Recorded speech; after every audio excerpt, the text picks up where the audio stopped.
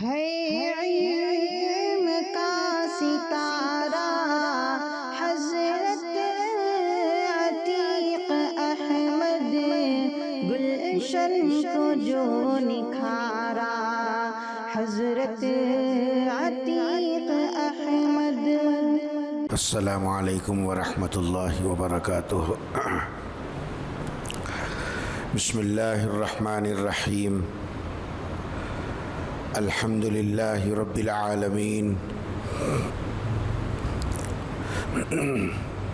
والعاقبۃ للمتقین، والصلاة والسلام علی سید الانبیاء والمرسلین۔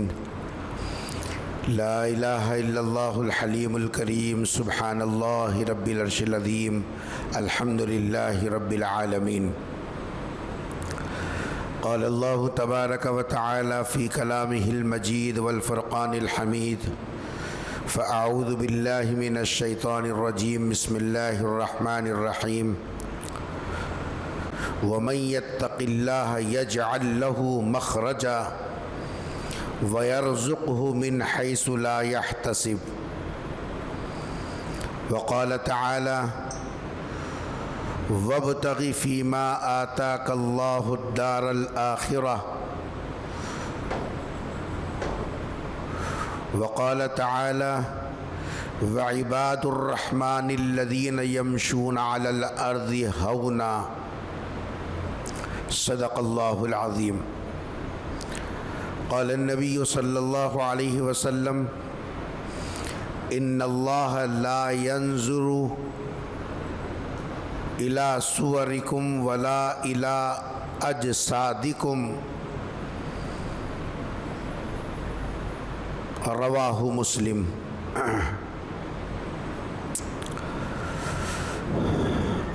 عزیزان گرامی، اس وقت میں پوری دنیا، کیا مرد کیا عورتیں، کیا پڑھے لکھے کیا بے پڑھے لکھے، شہر میں رہنے والے، دیہاتی زندگی گزارنے والے، نوجوان، بڑے بوڑھے، سب اس وقت میں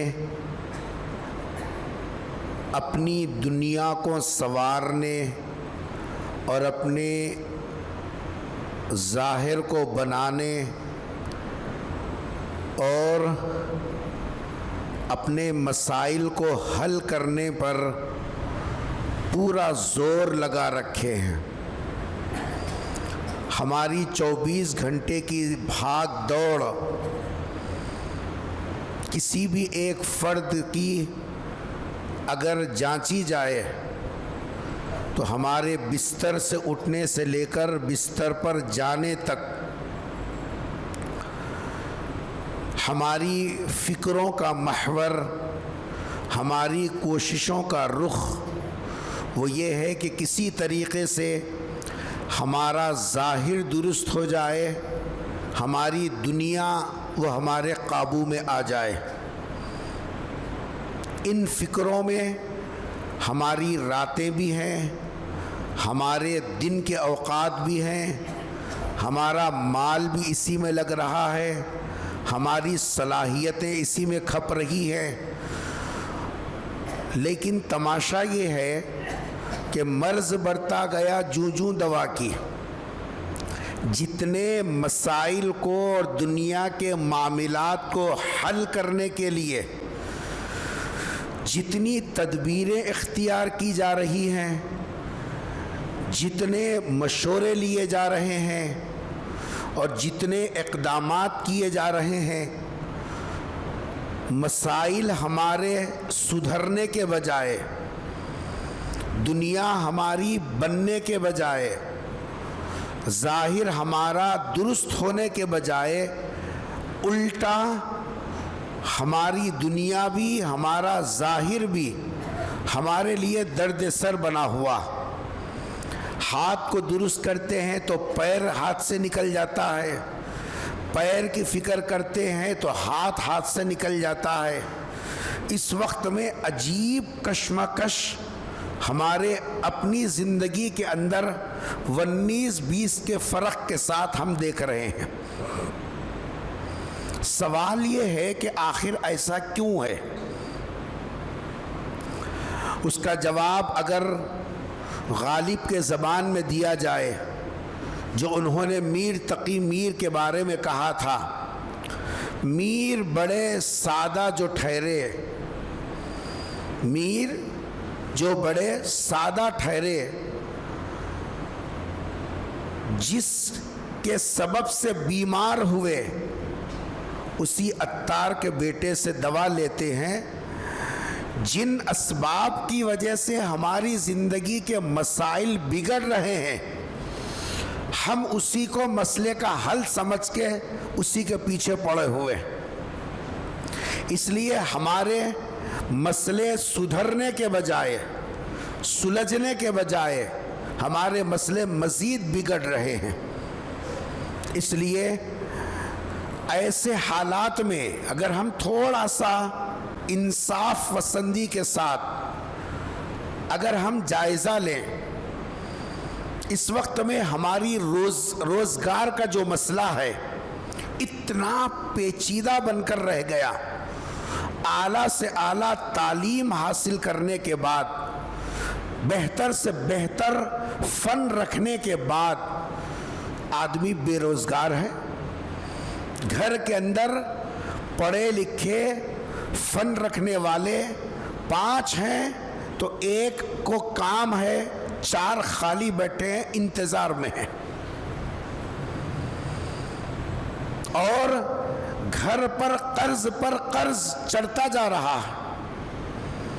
مسائل تو ہیں، اس کو حل کرنا پڑے گا، حل کرنے کے لیے کوئی راستہ ہے نہیں، لہذا قرضوں کے حوالے ہو گئے۔ خصوصاً ہمارا مسلم سماج اتنے قرضے سودی قرضوں سے ہٹ کر عیسائیوں کے قرضوں تک کے اندر ہم ملوث ہو گئے۔ یہ انتہائی تلخ بات ہے لیکن حقیقت ہے۔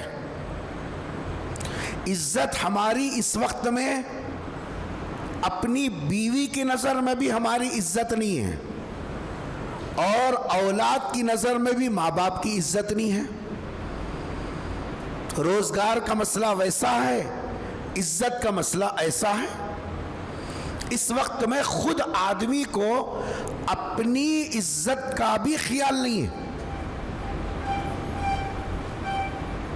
ایک زمانہ تھا کہ لوگ تنگ کھاتے تھے، پیون کے کپڑے پہنتے تھے، لیکن عزت کی زندگی گزارتے تھے۔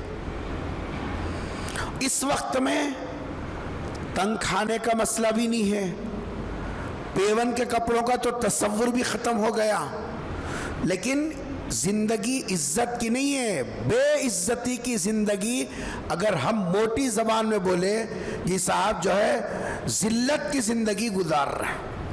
شوہر کی عزت بیوی کے پاس نہیں، بیوی کی عزت شوہر کی نظر میں نہیں، اولاد کی عزت ماں باپ کے پاس نہیں، ماں باپ کا بڑاپن اولاد کی نظر میں نہیں۔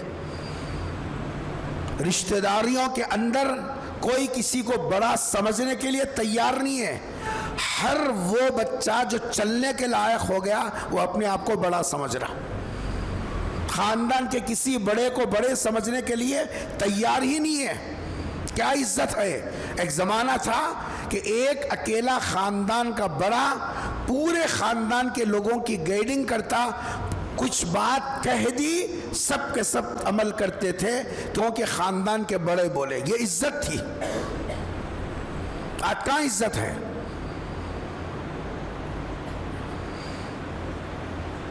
تیسری طرف ان روزگاری مسائل اور بے عزتی کی زندگی سے ہماری زندگیوں میں سکون ختم ہو گیا۔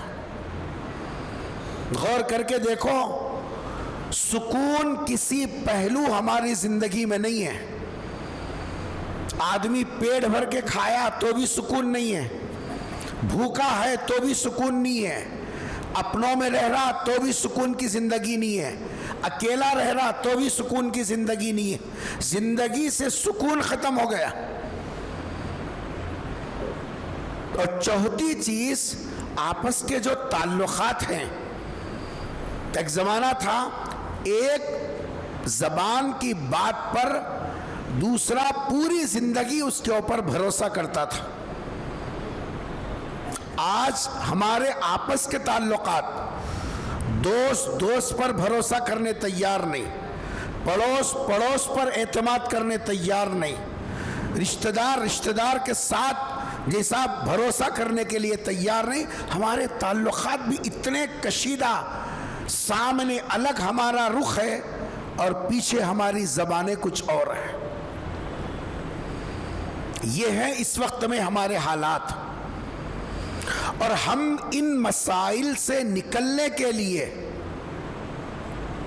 جو ایڑی چوٹی کا زور لگا رہے ہیں اور 24 گھنٹے جو کوشش کر رہے ہیں، وہ کوشش کا کانٹا بھی، وہ کوشش کا رخ بھی وہ ہے جن اسباب کی وجہ سے ہم خراب ہوئے.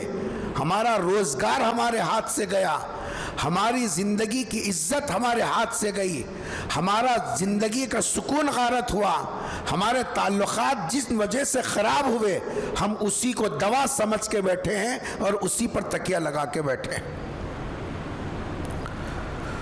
قرآن کریم کی ایک بہت بڑی تفسیر ہے جس کو ام التفاسیر کہا جاتا ہے، روح المعانی.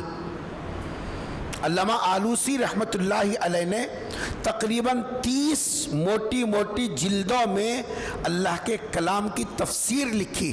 دنیا میں جتنی تفسیریں نظر آتی ہیں وہ سب تفسیریں ان کو پڑھنے کے بعد لکھتے ہیں. علامہ آلوسی رحمت اللہ علیہ نے اپنی تفسیر میں ان حالات کو ذکر کرتے ہوئے فرمایا، جب ایسے حالات ہوں، ان حالات کو سدھارنے کا جو طریقہ ہے وہ طریقہ وہ نہیں جو آپ اور میں دونوں اختیار کیے ہوئے، بلکہ حضرت نے لکھا کہ ان حالات کو سدھارنے کے 3 طریقے ہیں. اور اس وقت میں ہر دل کی آواز ہے، ہر سنجیدہ مزاج رکھنے والا آدمی ان مسائل سے اضطرابی زندگی گزار رہا ہے.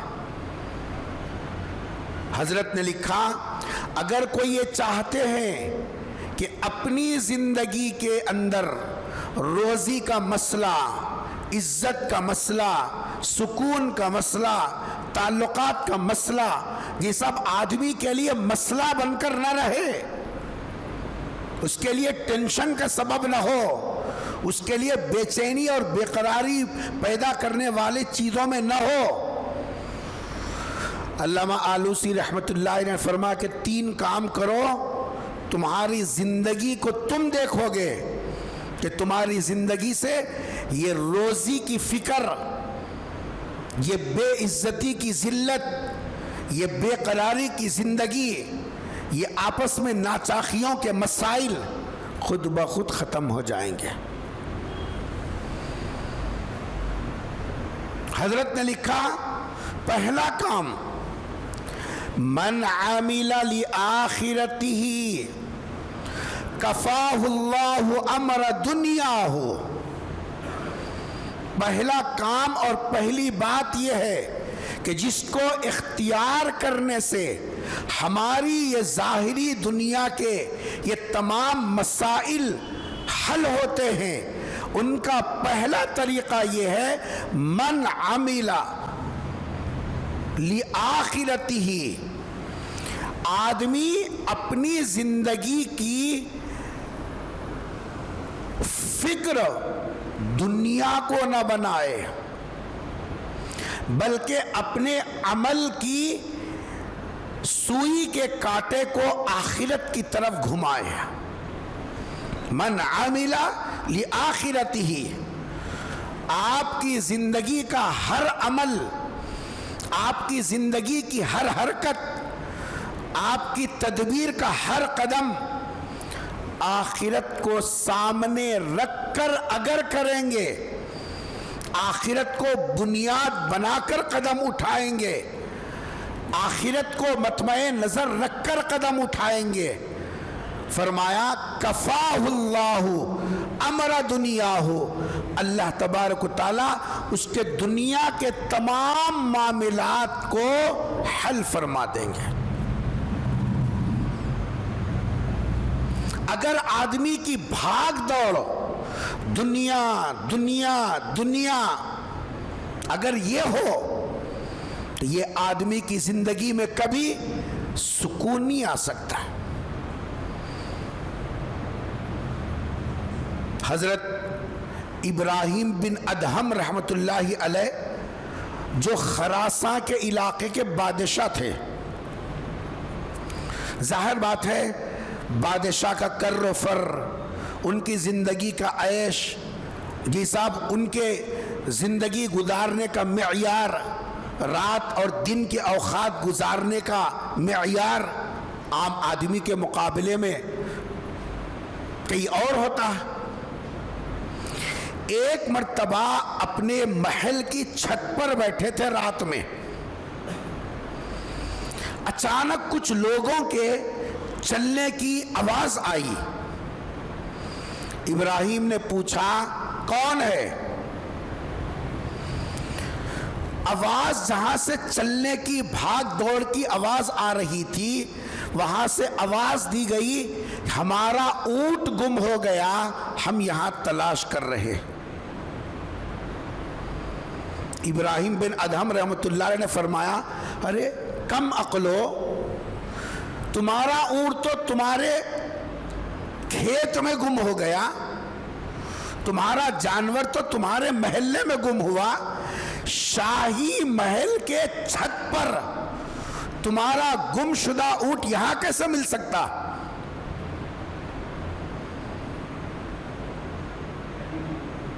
جب یہ جواب دیا ابراہیم بن ادہم نے ان لوگوں کو تو ادھر سے جو جواب آیا ان لوگوں نے کہا کہ ابراہیم بات تمہاری صحیح ہے کہ جانور جہاں گم ہو جائے تلاش وہی کرنا چاہیے.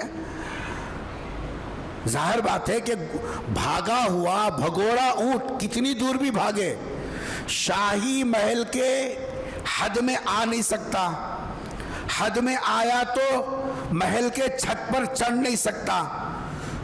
یہ تو عقل میں آنے والی بات ہے. بادشاہ کے جواب کو سن کر انہوں نے کہا کہ آپ کا جواب تو صحیح ہے کہ گما ہوا اونٹ جب بادشاہ کے چھت پر نہیں مل سکتا تو اللہ کی محبت، آخرت کی فکر تخت شاہی کے عیش میں بھی نہیں مل سکتا. آدمی عیش کی زندگی گزارے، منمانی زندگی گزارے، خواہشات کی اتباع میں زندگی گزارے اور یہ سمجھے میری بے روزگاری ختم ہو جائے،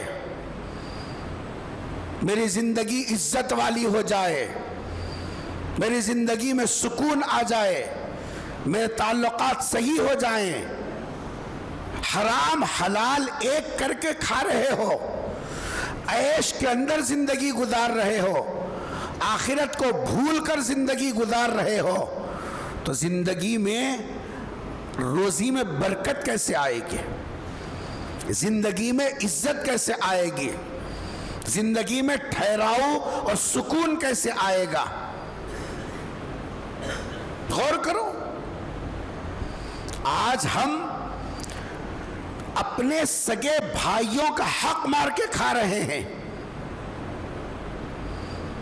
سگی بہنوں کے ترکے کو دبا کر زندگی گزار رہے ہیں، بلکہ بیویوں کا مہر دینے میں بھی تیار نہیں ہے. ایسے وقت میں جب دوسروں کی حق تلفیاں کر رہے ہوں اور امید لگا کے کیا بیٹھے ہیں، اللہ دروازے کھولنے دے، روزی کا جی صاحب دروازہ کھل جانے دے، 4 بیٹوں کو بھی اللہ جی صاحب روزگار لگانے دے. جن کی تم نے حق تلفی کی ان کی آہیں خالی جائیں گی،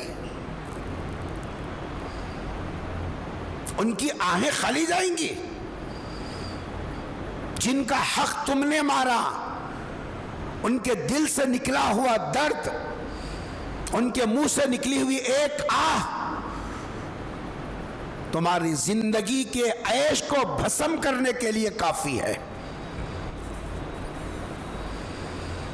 آج ہماری نظر اس طرف نہیں ہے جس طرف ہونا چاہیے،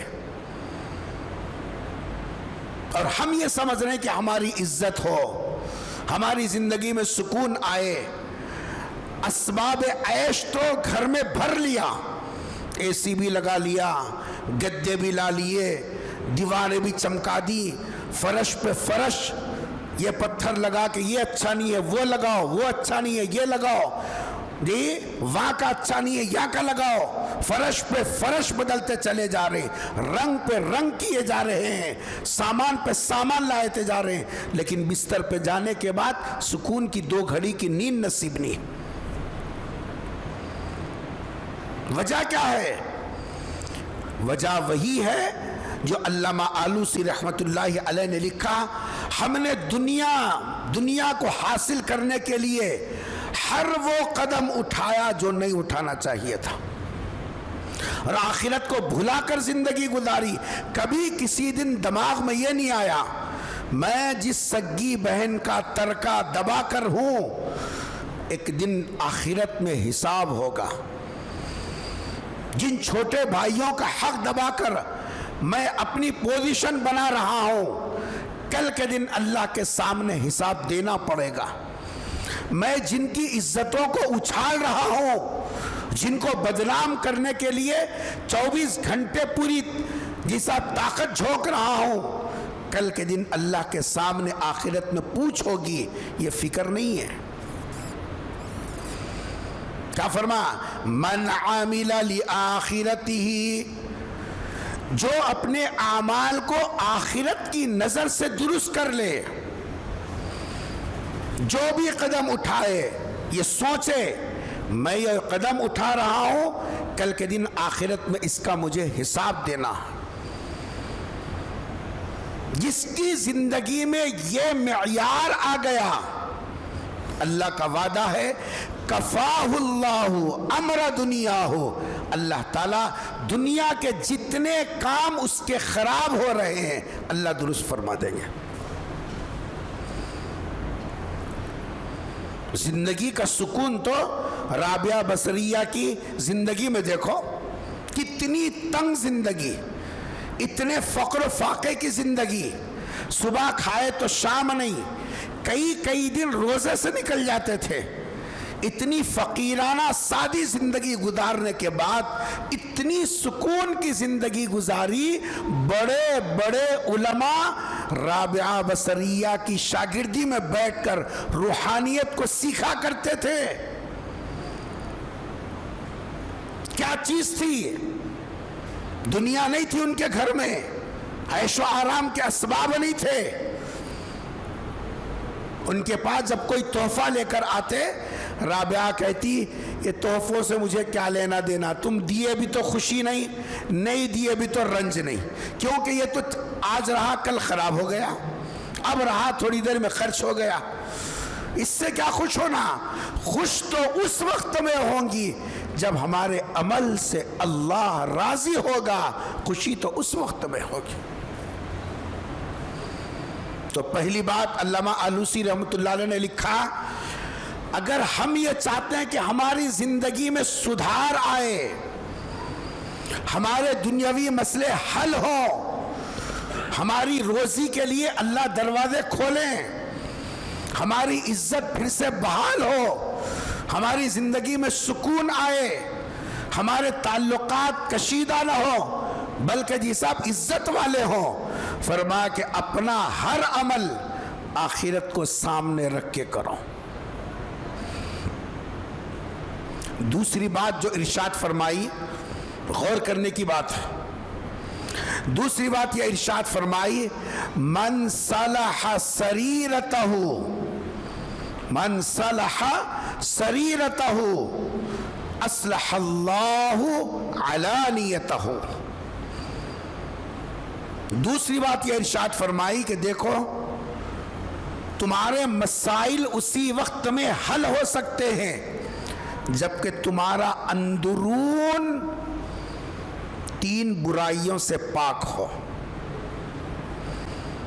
اوپر کے کپڑوں سے ہم دنیا والوں کو تو دھوکہ دے سکتے ہیں، اوپر کے کپڑوں سے ہم دنیا والوں کو تو دھوکہ دے سکتے ہیں، ہمارے جبے، ہمارے عمامے، ہماری ٹوپیاں، ہماری تسبیح، اس سے دنیا دھوکہ کھا سکتی ہے، لیکن ہمارے اندرون سے ہم اپنے اللہ کو دھوکہ نہیں دے سکتے۔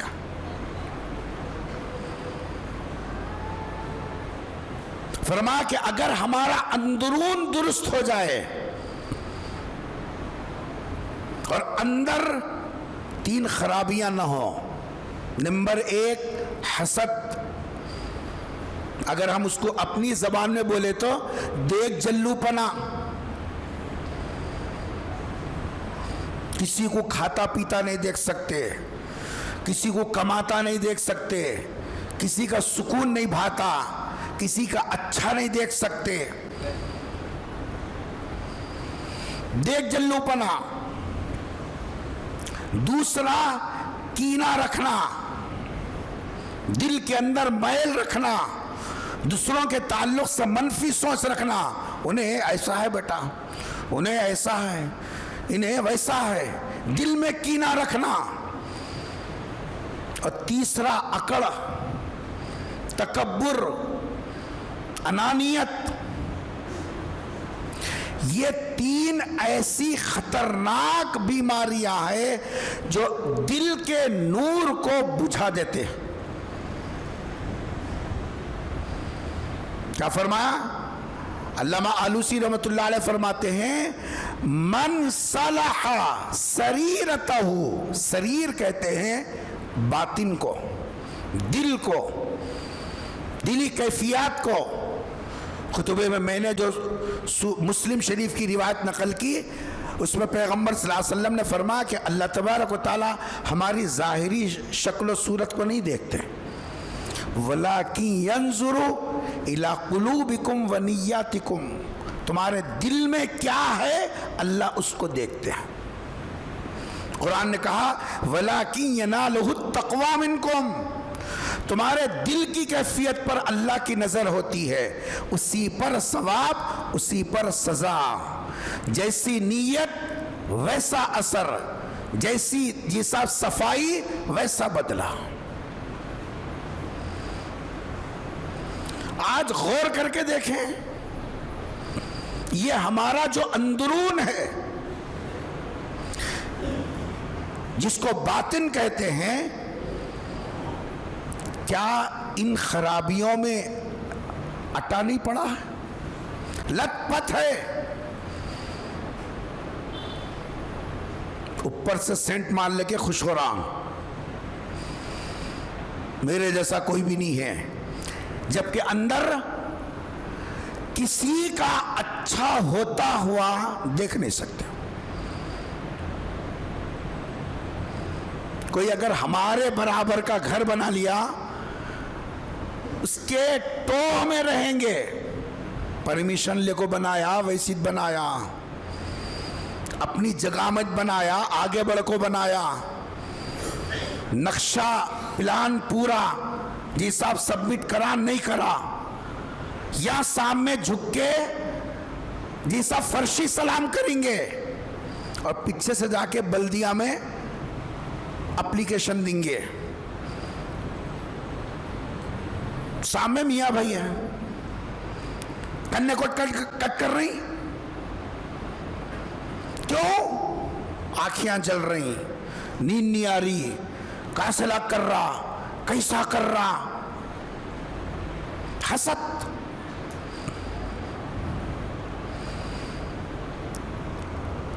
امام غزالی رحمۃ اللہ علیہ نے کیا عجیب بات لکھی صاحب، امام غزالی رحمۃ اللہ علیہ نے لکھا اصل میں دیکھ جلو پنا کرنے والا کسی کو دیکھ کے اچھا دیکھ کے برداشت نہیں کر سکتا، یہ اصل میں اللہ کی تقسیم پر اعتراض کرتا ہے۔ وہ یہ بولنا چاہ رہا اس کو کہیں کو دیا، میں نے ان کو پوچھ کو دینا اللہ میاں، اس کو دینا نہیں دینا، اس کو دیا، ان کو نہیں پوچھے، اب ان کے پیٹ میں مروڑ ہو رہا، اور یہاں تہجد بھی پڑھ رہی، موزن کو ڈھکل کو اذان بھی دے رہی، مسجد کی صدارت کی فکر بھی کر رہی، کمیٹی میں لیتے نہیں لیتے بل کو دیکھ رہی، سب برابر چل رہا، اور دیکھ جلو پنا برابر ہے۔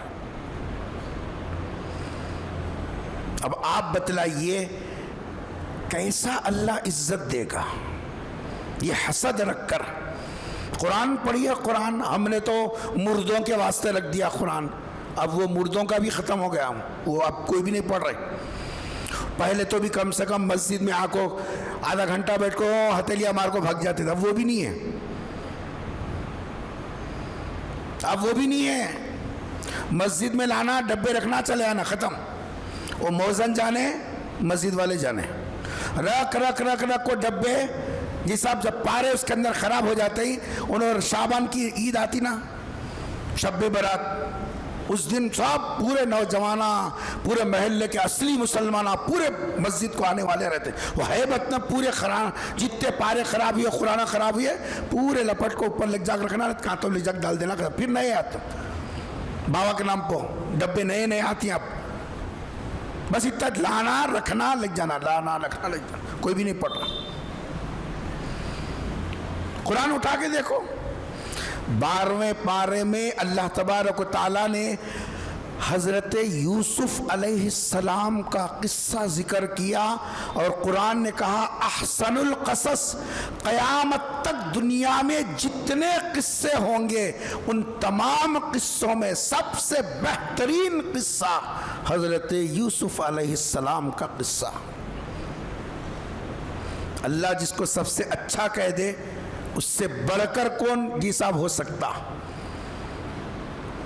اور قرآن میں حضرت یوسف علیہ السلام کا جو قصہ ذکر کیا اس میں یہی تو بتلایا، یوسف کو اللہ نے حسن دیا تھا، حسین و جمیل تھے، انتہائی خوبصورت، خوبصورتی ایسی مصر کی عورتیں دیکھ کر اپنی انگلیاں کٹ کر لیں اور کہنے لگے ما ھذا بشر، یہ انسان نہیں ہے، اس کا حسن، اس کی خوبصورتی، اس کا جمال یہ تو فرشتوں جیسا نظر آ رہا، ایسی خوبصورتی دی تھی۔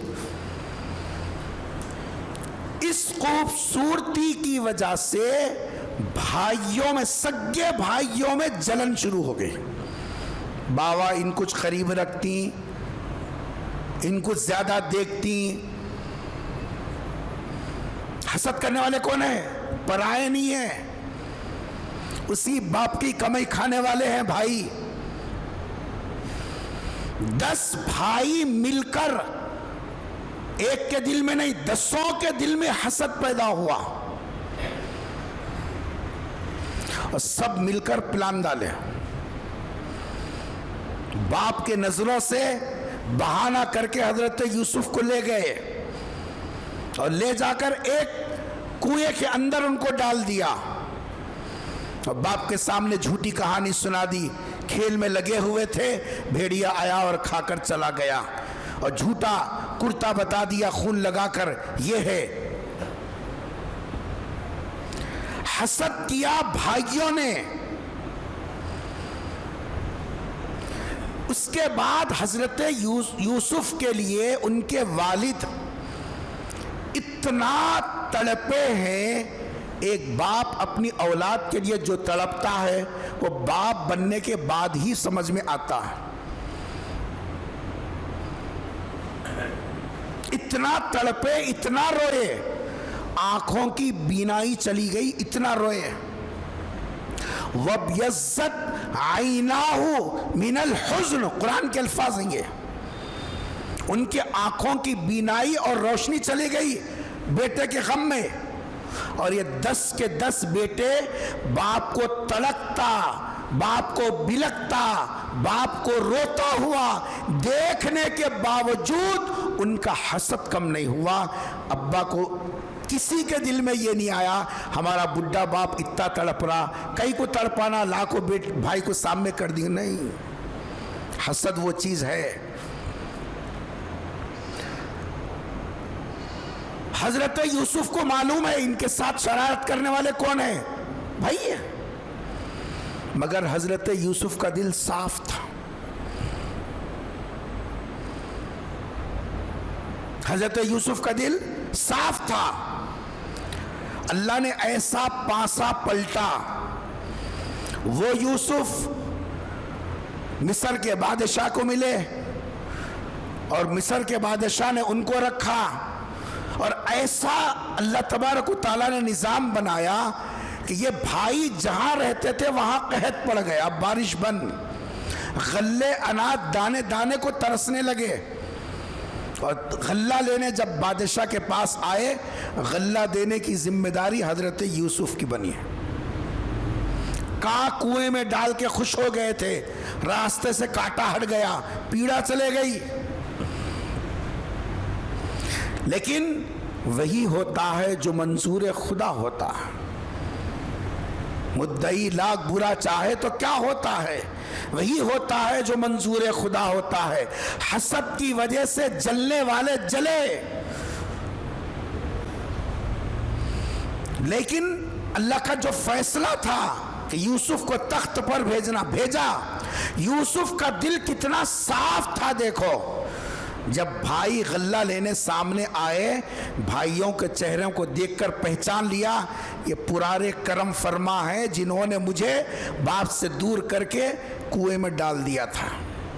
موقع تھا بدلہ لینے کا، موقع تھا گرفتاری کرنے کا، کیونکہ یہ حکومت کے آدمی بن گئے تھے. نہ، دل صاف تھا، بھائیوں کو معاف کیا. اللہ تبارک و تعالیٰ نے اس دل کے صاف ہونے کی وجہ سے حضرت یوسف کو کنویں سے نکال کر مصر کے شاہی تخت کا حصہ دار بنایا، اور دنیا والوں کو بتایا جلنے والے ہمیشہ ذلیل رہیں گے، جن کا دل صاف ہوتا ہے اللہ ان کو عزتوں سے نوازتے ہیں. آج ہمارے حسد کی کوئی حد ہے؟ سگا بھائی سگے بھائی کا دشمن، سالوں سے بات چیت نہیں ہے، کئی کی زندگی ہے یہ. کیا ہوا؟ کچھ بھی نہیں ہوا. پھر جلن کئی کو؟ ہاں انہیں کھاتا پیتا رہتا کیا؟ اللہ میاں کو جا کو بول، اس کو کہیں دیتا ہے میرے کو دے بول کو، وہ تو ہاتھ نہیں ہوا تیرے کو. علامہ آلوسی رحمت اللہ علیہ کہا من صلح سریرتہ، جو آدمی اپنے باطن کو صاف رکھتا ہے حسد سے، کینہ اور بغض سے، اور اکڑ اور تکبر سے. اکڑ اور تکبر تو کیا کہنا، قرآن اٹھائیے 19واں پارہ دیکھیے. اللہ تعالیٰ نے دنیا کے سب سے بڑے مالدار کا تذکرہ کیا. ان قارون کان من قوم موسیٰ فبغى علیہم. قارون دنیا کا سب سے بڑا مالدار، اس سے بڑا مالدار دنیا میں کوئی پیدا نہیں ہوا. اللہ نے جب اتنا مال دیا تو مال دینے کے بعد ہونا کیا چاہیے تھا؟ شکر گزاری کا مزاج ہوتا، غریبوں کی مدد کرتا. قرآن نے اسی ضمن میں کہا وَابْتَغِ فِي مَا آتَاكَ اللَّهُ الدَّارَ الْآخِرَةَ وَلَا تَنْسَ نَصِيبَكَ مِنَ الدُّنْيَا وَأَحْسِنْ كَمَا أَحْسَنَ اللَّهُ إِلَيْكَ. اللہ نے جیسے تیرے کو دیا ہے تو دوسروں کے ساتھ بھی دینے کا معاملہ کر. اللہ پیسہ دیا، ٹھیک ہے، تمہارے خاندان میں کون کمزور ہیں، کون غریب ہیں، کون مجبور ہیں، کون ضرورت مند ہیں، آپ کی ضرورت سے زیادہ اللہ نے پیسہ دیا تو آپ اپنے کمزوروں کی مدد کرتے، بجائے مدد کرنے کے اترانا. اللہ نے جہاں 4 پیسے دے دیے زمین پہ پیر نے ٹکرا. صاحب سامنے والے کو ہم गोबर के कीड़े से भी गया गुजरा समझ नहीं। उन्हें सगा भाई रहने दे, सगी भान रहने दे, कलमा पढ़ने वाला रहने दे, रोज सुबह चेहरा देखने वाला रहने दे, कोई भी रहने है, उन्हें क्या है जी फटीचर। तो तुम क्या है? तुम क्या? तुम्हारी असल वो नापाक पानी का खतरा जो जिस्म पे लगता तो तुम्हारे माँ बाप भी धो लेते। तुम्हारी असल तो वो है, किस पे अकल है। लेकिन अल्लाह दिया बजाय शुक्र करने के अकल और तकब्बुर इस दर्जा। बुजुर्गों ने क्या अजीब बात लिखी है, अगर किसी दरवाजे पर मालदार आ जाएं, यानी उनके लिए माल के दरवाजे खुलें, तो संभल के रहना कहीं आखिरत तबाह न हो।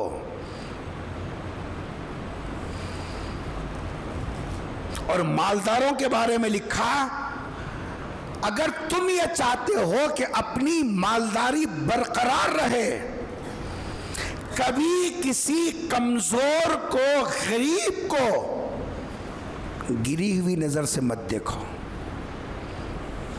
जो खुदा तुमको दिया वो खुदा इनको भी दे सकता है।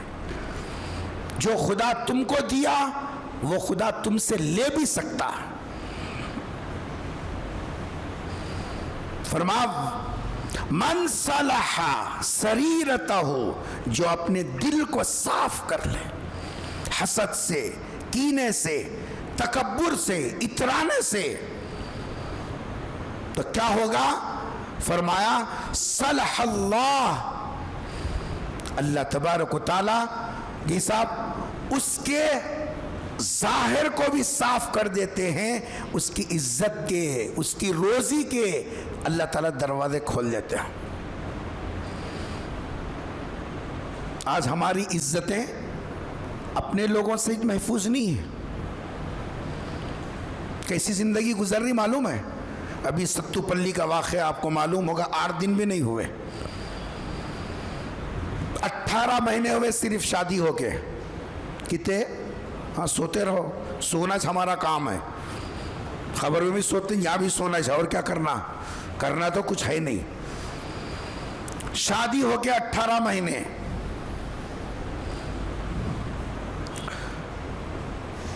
शौहर ने महसूस किया कि इसकी घरवाली, मुसलमान घर का वाक़या बता रहा हूँ, इसकी घरवाली किसी गैर मुस्लिम से ताल्लुकात और राब्ते में है।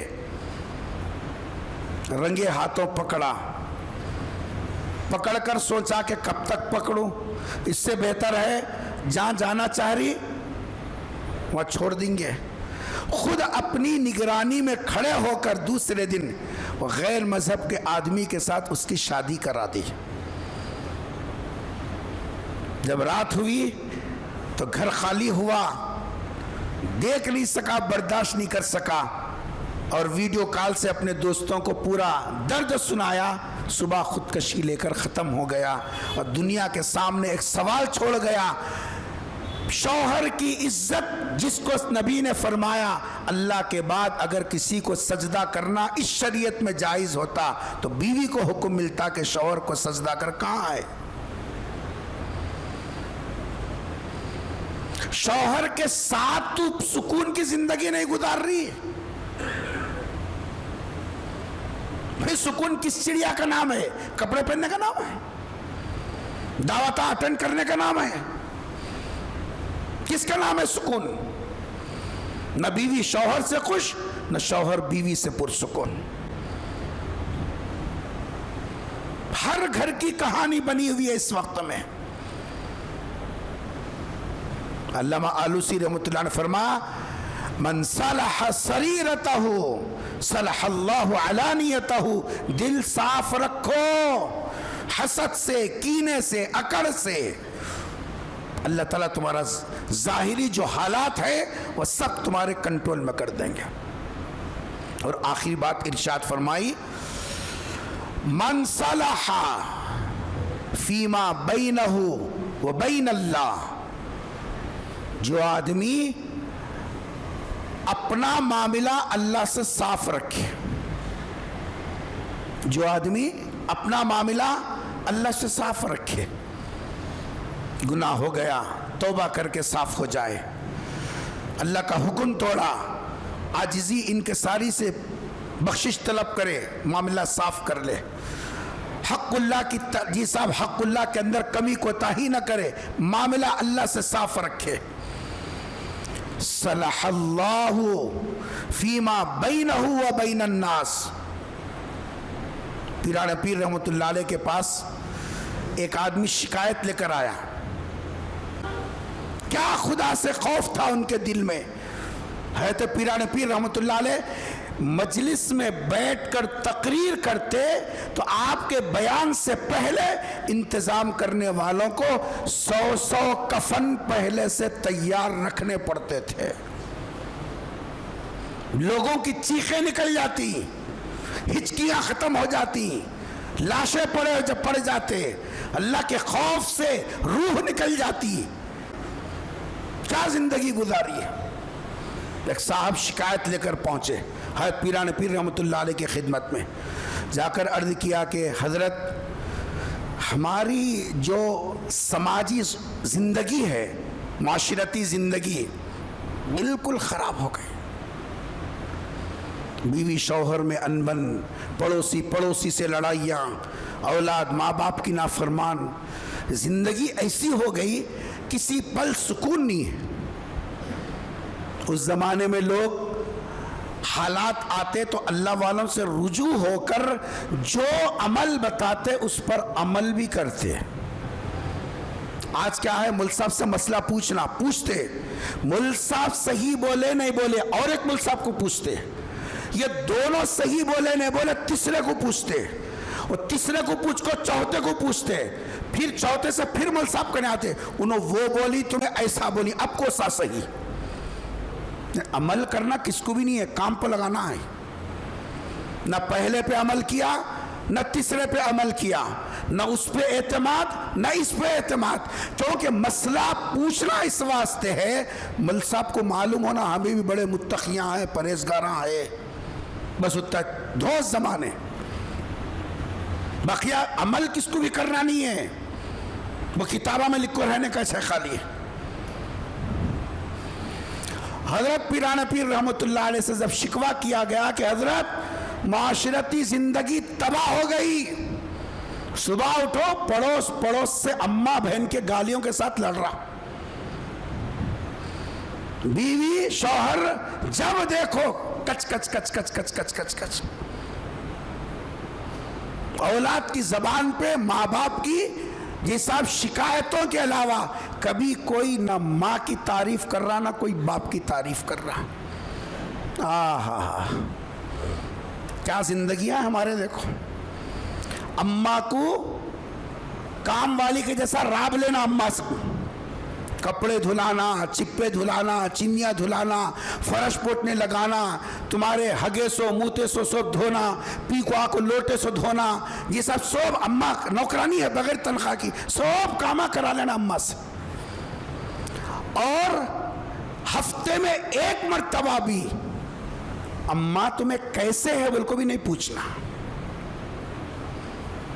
اللہ کے گھر میں بیٹھے ہو, پانی نہا کر آئے ہو, اللہ سے کچھ لینے کے لیے آئے ہو, ذرا اپنے آپ سے سوال کرو کتنے دن ہوا گھر میں اماں بابا ہے, کبھی یہ کل سے لے کے اب تک باپ کی تم نے کوئی خدمت کی ہو بتاؤ, یا نام لے کر ابا کو پوچھا ہو, ابا سر میں درد بولے تھے کیسا ہے پوچھے بتاؤ.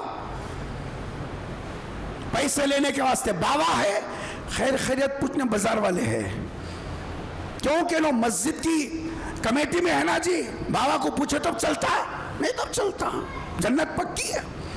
کمیٹی میں چلے جانا ڈھکل کے, بس ان سے بڑا جنتی کوئی نہیں. سرکار کنجی لے کو ٹھہرے ہوئے ہیں, کب آتا کی دیں گے اس کے ہاتھ میں بول کے, بس یہ انتظار ہے.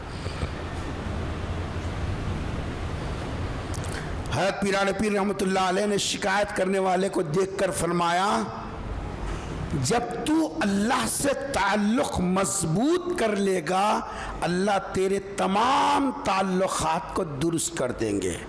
بیوی کا شوہر سے تعلق بھی درست, اولاد کا ماں باپ کے ساتھ بھی تعلق درست, پڑوسی کا پڑوسی کے ساتھ بھی تعلق درست, نوکر کا مالک کے ساتھ, مالک کا نوکروں کے ساتھ, ہر ایک کا ایک دوسرے کے ساتھ تعلق درست ہوگا, مگر اس شرط پر کہ تو اپنا تعلق اللہ سے درست کر. کبھی قرآن پڑھو پتہ چلے گا. قرآن میں اللہ تبارک و تعالیٰ نے اپنا معاملہ اللہ سے درست کرنے کی مثالیں ذکر کی. آپ کو معلوم ہے ایک وہ نبی بھی ہیں جو نبی مچھلی کے پیٹ میں پہنچے تھے. وَظَنُّونِي إِذْ ذَهَبَ مُغَاضِبٌ فَظَنَّ أَن لَّن نَّقْدِرَ عَلَيْهِ. کیا انداز ہے صاحب, آہا. ایک طرف عتاب بھی ہے, ایک طرف شفقت بھی ہے. حضرت یونس علیہ السلام کا قصہ ذکر کیا. قوم شرارت پر اتر آئی, بات نہیں مان رہی. حضرت یونس علیہ السلام نے دعا کی, بد دعا کی, اللہ قوم سدھرنے تیار نہیں ہے, عذاب اتار دے. فرما 3 دن میں ان کے اوپر عذاب اترے گا. حضرت یونس علیہ السلام نے جب یہ اللہ کی طرف سے جواب ملا کہ 3 دن میں عذاب اترے گا, تو یہ سوچا کہ جب عذاب اترنا طے ہے میں کو کیا کروں. یہ سوچ کے نکلے قوم سے الگ ہو گئے. حالانکہ نبی کو انتظار کرنا چاہیے تھا اللہ کے حکم کا. بس یہاں اجتہادی غلطی. حضرت یونس علیہ السلام اللہ کے حکم کا انتظار کیے بغیر نکلے. اللہ کی آزمائش شروع ہوئی, سمندر میں سفر کیا, جی صاحب کشتی کے اندر بھنور میں پھنسی, اور یہ جو ہے مچھلی کی نے ان کو نگل لیا, پیٹ میں چلے گئے. اللہ تعالیٰ نے آگے کچھ اور ذکر کیا. ہم تو قصہ سننے کے عادی ہیں, قصے کہانیاں سبحان اللہ الحمدللہ بس وہی عادت ہے اور کچھ نہیں ہے. اس کے اندر کا جو اصل پیغام ہے, جو میسج ہے, جو نقطہ جو اللہ تعالیٰ بتانا چاہتے ہیں وہ کیا ہے. مچھلی نگل کر تہ میں جا کے بیٹھ گئی. اب حکومت کا بھی نہیں چلتا وہاں, نہ کسی کا پریشر چلتا, نہ کسی کی سفارش چلتی. وہ ایسی جگہ جا کے بیٹھی. آدمی کو نگلی تو کتنی بڑی مچھلی ہوں گی اندازہ لگاؤ. لیکن حضرت یونس علیہ السلام یہ جو غلطی کیے تھے ہونا بلکہ نہیں کرے. ان کا عمدن کیا ہوا عمل نہیں تھا, اللہ کے حکم کا انتظار کرنا تھا. ایک یہ سوچ آئی کہ اب جب عذاب آنا ہے تو میں رہ کے کیا کروں. اس جی صاحب اس کے اندر آپ نکل گئے, پکڑ ہوئی, لیکن دل کیا تھا, اللہ کی نافرمانی کا نہیں تھا, دل صاف تھا. اس حالت میں اللہ کی طرف رجوع کیا, اپنا معاملہ درست کر لیا. اللہ لا الہ الا انتا, آپ ہی ہیں اور کون ہے. سبحانک, آپ کی ذات غصے سے جو ہے انتقام لینے سے, سبحانک آپ کی ذات پاک ہے. انی کنت من الظالمین, غلطی تو میری ہے. جب اپنا معاملہ اللہ سے صاف کیا, پھر قرآن گواہی دے رہا ہے, دنیا بولنے کی ضرورت نہیں ہے. حضرت یونس نے جیسے ہی اپنا معاملہ اللہ سے صاف کیا, مچھلی کو حکم ملا, وہ سمندر کی تہ سے اٹھ کر ساحل پر آ کر حضرت یونس کو جیسے تھے ویسے ان کو اگل دیا. صرف گرمی کا اثر یہ ہوا کہ آپ کی کھال پک گئی.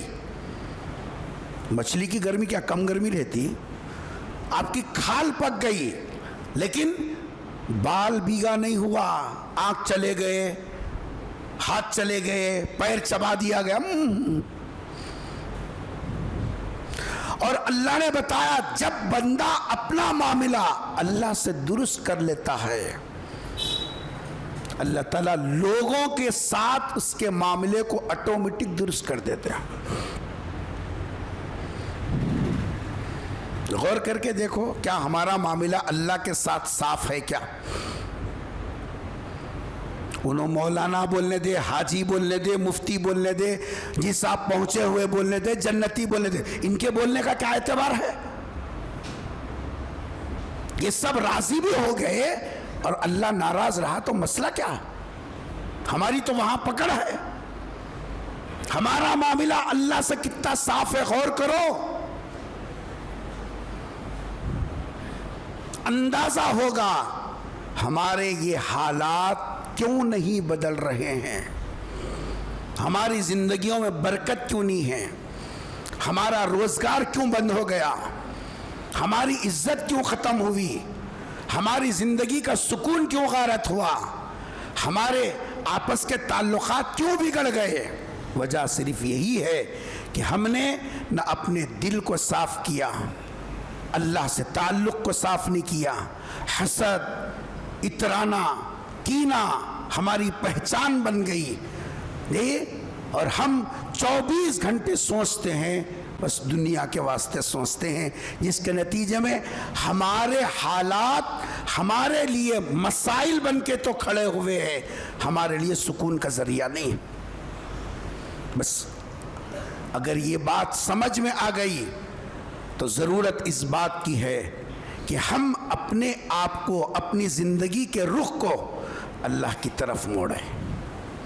سارے حالات سدھارنے کی طاقت اور قوت اگر کسی ذات میں ہے وہ اللہ تبارک و تعالیٰ کے ہاتھ میں ہے. اللہ جدھر چاہے حالات کو پھیر دے، موافقت میں یا مخالفت میں. دعا فرمائیے اللہ تعالیٰ ہم سب کو اپنے دین پر عمل کرنے کی توفیق نصیب فرمائے، اپنے حبیب کی سنتوں پر چلنے کی توفیق نصیب فرمائے. دین و شریعت کے احکامات کو اے اللہ زندگی کی اور اپنے آنکھوں کا سرما بنا کر چلنے کی توفیق نصیب فرمائے. اے اللہ ہماری کمزوریوں کو آپ خوب جانتے ہیں. اے اللہ ہمارے ساتھ عفو درگزر کا معاملہ فرما دیجئے، ہماری بہترین تربیت فرما دیجئے، ہماری اوقات کو اے اللہ تیری عبادت، تیری اطاعت اور تیرے محبوب کی اتباع میں لگانے کی توفیق نصیب فرما دیجئے. رب اغفر وارحم وانت خیر الراحمین. سبحان ربک رب العزت عما یصفون وسلام علی المرسلین والحمد للہ رب العالمین.